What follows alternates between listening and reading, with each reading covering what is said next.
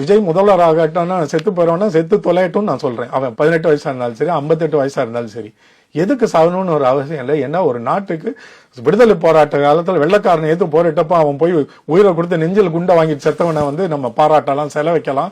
இதை பற்றி எதிர்த்து அநியாயங்களுக்கும் அநீதிகளுக்கும் எதிர்த்து நிக்கணும்னு. ஒரு நடிகை முதல்வர் ஆகலான்னு நான் செத்து போயிடுவேன் நீ மிரட்டுறதே கேவலம். இதுல நீ செத்தா நாங்களாம் வருத்தப்படுவோம் நினைச்சிட்டு இருக்க. அந்த பயில செத்து தொலைக்கட்டும்ங்கிறேன் நான். அவ்வளவு அறிவிலிகள் பேதைகள் இந்த மண்ணுக்கு தேவையில்லை. நம்ம தமிழகம் எல்லாம் படிச்சிருச்சு, அறிவார்ந்த சமூகம், சிந்திக்கிற சமூகம், உணர்வுபூர்வமா சிந்திக்கிற சமூகம்ன்றதும் நமக்கு ஓரளவுக்கு புரிஞ்சிக்க முடியுது. நமக்கு ரொம்ப எமோஷனல் திங்கர்ஸ் நம்ம தமிழ். அதை கொஞ்சம் பரவாயில்ல, அது ஆக்கப்பூர்வமான உணர்வா இருந்தா பரவாயில்ல.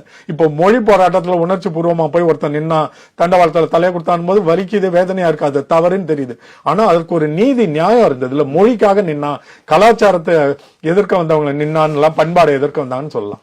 நடிகர் முதல்வர் ஆகல, தோத்து போனாரு இதெல்லாம் சொல்லி அவனா செத்தானா நீ